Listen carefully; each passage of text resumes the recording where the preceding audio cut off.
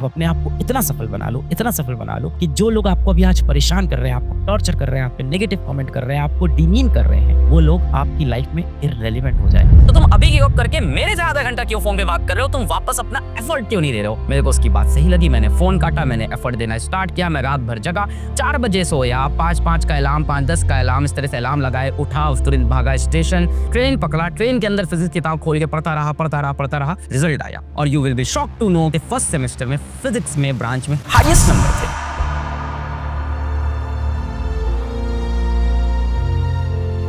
तैयारी शुरू की, भारी मेहनत की, आप कमरे में बैठ के पढ़ाई किए, पसीना बहा, आप अकेले बैठ के रोए, आपका साथ देने वाला कोई नहीं था। लास्ट में आप सेलेक्ट नहीं हुए, लोग आपसे क्या पूछेंगे? ये कहेंगे किया ही क्या तुमने भाई, करी क्या लिया तुमने आज तक, यही पूछेंगे ना। आज भी आपके पिताजी या हो सकता है आपके पड़ोसी या कोई ना कोई ऐसा नेगेटिव इंसान आपके पास होगा, आपका सबसे करीबी इंसान होता है, वो आपसे आके यही बोल देता है आज तक तुमने किया ही क्या है। बेटा अभी आप उसको जवाब मत दीजिए, एकदम शांत हो जाइए, अभी जवाब देने की कोई जरूरत नहीं है, टाइम आएगा तब जवाब देंगे। शेर की दहाड़ से ज्यादा ना उसकी खामोशी का खौफ होता है ना। उनसे बोल दीजिएगा कि आपका तो अभी सिर्फ वक्त आया है, हमारा पूरा दौर आएगा, टाइम आएगा। अपने अंदर की आग को अपने अंदर दबा के रखो। और मैं बिल्कुल नहीं बोलता हूँ कि आपको बदला नहीं लेना है, और बदला लेने का सबसे अच्छा तरीका होता है बेटा सफलता। आप अपने आप को इतना सफल बना लो, इतना सफल बना लो कि जो लोग आपको अभी आज परेशान कर रहे हैं, आपको टॉर्चर कर रहे हैं, आप पे नेगेटिव कमेंट कर रहे हैं, आपको डिमीन कर रहे हैं, वो लोग आपकी लाइफ में इररेलेवेंट हो जाए, वो लोग आपके साथ एक फोटो खिंचवाने को तरस जाए, वो लोग आपकी लाइफ में आपके लिए मैटर ना करें। बदला लेने का सबसे आसान,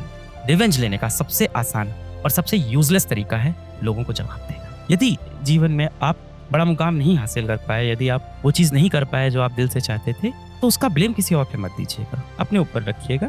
ब्रेव होते हैं वो लोग जो असल में अपनी गलतियों को एक्सेप्ट कर लेते हैं कि हाँ मेरे अंदर कुछ कमी रही होगी, मेरी ही कुछ गलती रही होगी जिसकी वजह से नहीं हो पाया था। और इसको भगवान का फैसला माना करिए, ये माना करिए कि भगवान का ये फैसला है, ऊपर कोई भी एक ताकत है जिसका ये फैसला है, पर उससे डिप्रेस नहीं होना है ना। जिंदा होने का एक ही तो मतलब है, लगातार कम बैक करते रहना। डिस्ट्रैक्शन बहुत है बेटा आपकी जिंदगी में, सर ने जैसे भी बोला, आप बस इतने डिस्ट्रैक्शन है, मोबाइल फोन लेके बैठोगे, आप व्हाट्सएप लेके बैठोगे, आप इंस्टाग्राम लेके बैठोगे और लग जाओगे आप मैसेज करना कि इसको मैसेज कर दूं, इससे बात कर लूं, ये मेरे साथ हो जाए, वो मेरे साथ हो जाए। बेटा आप याद रखना, सफल इंसान के साथ हर कोई रहना चाहता है, असफल इंसान के साथ कोई रहना नहीं चाहता है। यही जीवन का कड़वा सच है। लोग कहते हैं ना कि किसी की जेब भरी हो ना हो, उसका दिल साफ होना चाहिए, सिर्फ कहने की बात है बेटा। सच्चाई यही है कि दुनिया यही देखती है आपकी जेब भरी है कि नहीं, आप किस ओहदे पे बैठे हो, आप किस घर में रहते हो, आप कैसी गाड़ी चलाते हो। यही दुनिया की कड़वी सच्चाई है, यही दुनिया का गंदा सच है बेटा। जिन लोगों को आप लगातार मैसेज कर रहे हो ना, जिनके रिप्लाई का आप वेट करते हो, जिनको लगातार मैसेज करते हो, जिनके पीछे आप पड़ गए हो, जिनको आपको लगता है कि आप उनसे बहुत बेतहाशा प्यार करते हो, किसी के आप बेटा उतना ही हो ना जितना वो आपका है। एक बार देख लो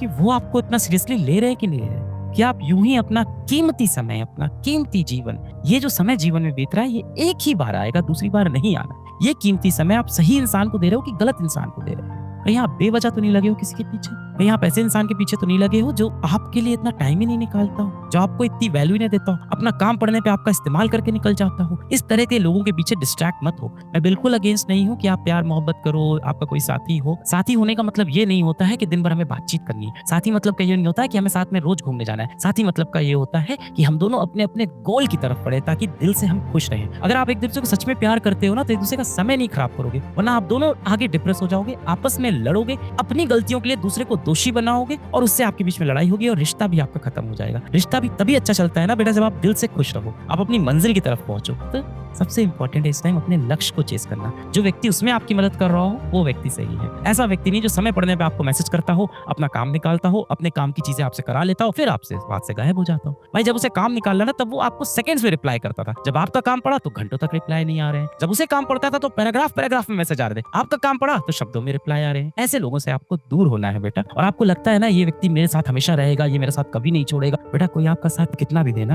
आपसे बेटर ऑप्शन जिस दिन किसी को मिलेगा ना, वो आपको छोड़ के चला जाएगा। ये जिंदगी भी एक दिन साथ छोड़ के चली जानी है। ये पराये लोग क्या चीज है। Get serious for your aim, for your ambition. एक दिन आप सफल हो गए ना, सारी दुनिया आपके अगल बगल बेटा घूमेगी। असफलता हमेशा अनाथ होती है और सफलता को गोद लेने वालों की कमी नहीं है बेटा इस दुनिया में। इस संदर्भ में मेरे पास अपनी एक बहुत पुरानी कहानी है, 7 साल पुरानी कहानी है मेरे बीटेक के फर्स्ट ईयर की। हो सकता हो आपको थोड़ा सा मोटिवेट कर सके इस समय। जब मैं स्कूल में था 11th-12th में, तो मेरा फेवरेट सब्जेक्ट फिजिक्स था। फिजिक्स से मुझको बहुत प्यार था, बहुत मोहब्बत थी और मेरे को ऐसा फील होता था कि मेरी फिजिक्स बहुत स्ट्रांग है। आगे आके पता चला कि ठीक ही थी और हमेशा सीखना होता है लाइफ में। फिर मैं कॉलेज गया फर्स्ट ईयर में। अगस्त के अंदर मेरा कॉलेज में एडमिशन हुआ और 5 सितंबर को शाम को मेरे घर से कॉल आया कि अलग पापा हॉस्पिटल में एडमिट हैं। मैं उसी टाइम वहाँ से निकला, मैंने टेम्पो ली, ऑटो ली और मैं पहुंचा बस अड्डे, क्योंकि ट्रेन का शेड्यूल समझ में नहीं आ रहा था, और बस से रातों रात हॉस्पिटल पहुंचा 2 बजे। इसके बाद मेरे फादर हॉस्पिटल में वहां से 1-1.5 साल एडमिट रहे, कभी हॉस्पिटल कभी घर, कभी हॉस्पिटल कभी घर लगा रहा। 2 मेजर सर्जरीज हुई और उसके बाद आज पापा काफी ठीक है। बट इस पीरियड के अंदर मेरा बीटेक का पहला सेमेस्टर आया। पहला सेमेस्टर मतलब बीटेक में 6-6 महीने पे एग्जाम होते हैं। अच्छा, बीटेक के फर्स्ट ईयर के जो सब्जेक्ट्स होते हैं वो क्लास 11-12 के ही सब्जेक्ट्स होते हैं काफी कुछ। For example BTech first year का सब्जेक्ट होता है मैकेनिक्स फिजिक्स से आया, फिर फिजिक्स अपने आप में एक सब्जेक्ट होता है, केमिस्ट्री एक सब्जेक्ट होता है, इंग्लिश एक सब्जेक्ट होता है। तो काफी सब्जेक्ट ऐसे थे जो आपने 11-12 में पढ़ रखे थे और वहीं से टॉपिक उठाया जाता था और थोड़ा सा और एडवांस लेवल की तरफ जाते थे। तो फर्स्ट ईयर के पेपर सामने थे और मैं कभी कॉलेज आता था कानपुर, कभी वापस घर जाता था इलाहाबाद। कॉलेज मेरा कानपुर में था, घर मेरा इलाहाबाद में। तो कभी मैं कॉलेज पहुंच जाऊं कानपुर, कभी घर आ जाऊं। कॉलेज जाना पड़ता था क्योंकि अटेंडेंस का ध्यान देना है, और घर आना पड़ता था क्योंकि पापा का ध्यान देना है। तो इन दोनों के बीच में फंसा था और मेरे सेमेस्टर आ गए और सेमेस्टर के टाइम भी कुछ ऐसा माहौल था कि पापा हॉस्पिटल में ही थे।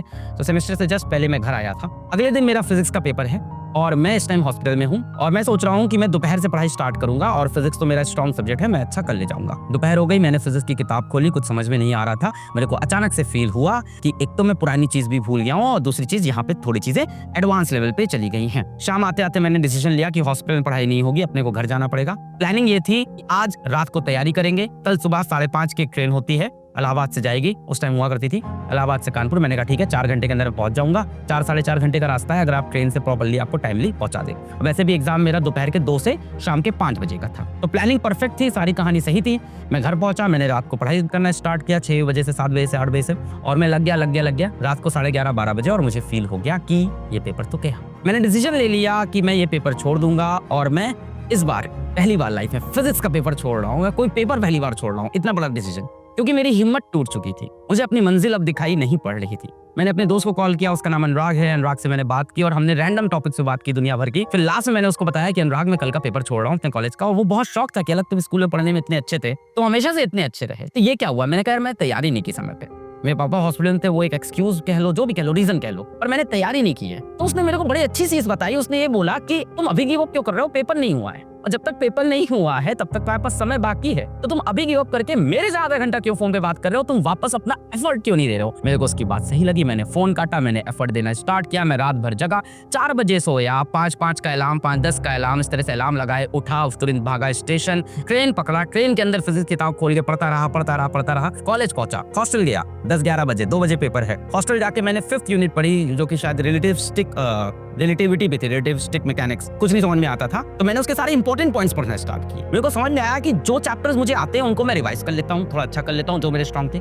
जो मुझे नहीं आते मैं उसके फॉर्मूले पढ़ता हूँ, उसके प्रीवियस ईयर क्वेश्चंस को एनालाइज कर लेता हूँ, सारे प्रीवियस ईयर क्वेश्चंस ध्यान से देखे, अच्छे से देखे, उनके सोल्यूशन समझे, और मैं चला गया पेपर देने। बाहर निकला, मेरा पेपर ठीक हुआ था, एंड शॉकिंगली ब्रांच के टॉपर्स ने भी ये बोला कि फिजिक्स पेपर बहुत हार्ड है। सभी ने ये बात एक्सेप्ट की। मेरे को समझ में नहीं आया, मुझे ये समझ में आ गया था मैं पास हो जाऊंगा। मैं घर आ गया, रिजल्ट आया, और you will be shock to know कि मेरे बीटेक के फर्स्ट सेमेस्टर में फिजिक्स में ब्रांच में हाईएस्ट नंबर थे। This is a fact. मेरे हाईएस्ट नंबर थे 100 में थे 86 हाईएस्ट होता है वहाँ पे। और दूसरी शॉकिंग बात ये थी कि 86 के बाद जो सेकंड हाईएस्ट था वो 80 था। 6 नंबर का मेरे पास लीड था। और मेरे बहुत अच्छे दोस्त जो आज की डेट में साइंटिस्ट हैं, उनके 36, 44, 54 नंबर थे। What does that mean? That means you should never give up. Last moment तक एफर्ट देना जरूरी है। देखो, लास्ट मोमेंट में हमारे पास 2 रास्ते होते हैं, जो अनुराग की इस कॉल ने मुझको समझाया। एक रास्ता होता है कि उस टाइम मैं गिव अप करके दुनिया भर की बातें करता और पेपर छोड़ देता और तैयारी भी नहीं करता, और दूसरा रास्ता था कि बचे हुए समय में मैं अपनी मंजिल पे ध्यान देता और लगातार मेहनत करता।